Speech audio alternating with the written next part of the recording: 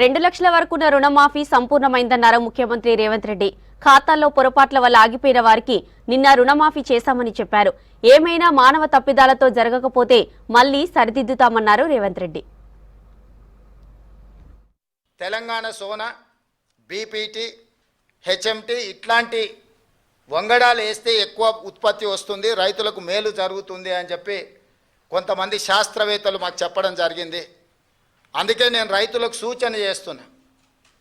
Telangana Sona, BPT, HMT లాంటి వంగడాలు వేస్తే మీకు పంట అధికంగా వస్తుంది. ఇవి తెలంగాణలో ఎక్కువగా తింటారు. ఎందుకు ఇలాంటివి ఏమంటున్నాం? చాలా రకాలు ఉన్నాయి, 31 రకాలు ఉన్నాయి సన్నాలకు సంబంధించి మేము జీవో ఇచ్చినాం.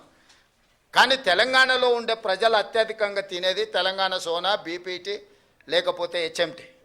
ఈరోజు రేషన్ షాపులలో సన్న బియ్యం ఇస్తామని మాట ఇచ్చినాం. మన తెలంగాణ రైతులు తెలంగాణ భూముల్లో పండించిన వడ్లు కొని వాటిని బియ్యంగా మార్చి పేదలకు రేషన్ షాపులో అవే బియ్యం ఇవ్వాలనుకుంటున్నాము.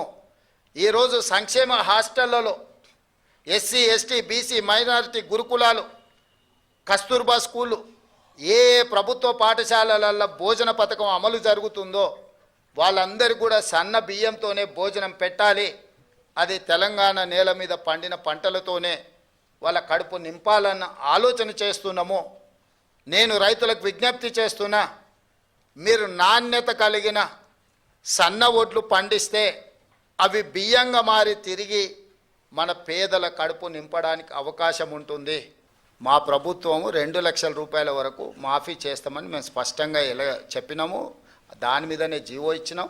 ఇచ్చిన జీవోకు చెప్పిన మాటకు ప్రభుత్వం కట్టుబడి ఉంది. 25,35,964 మందికి చేసినాం.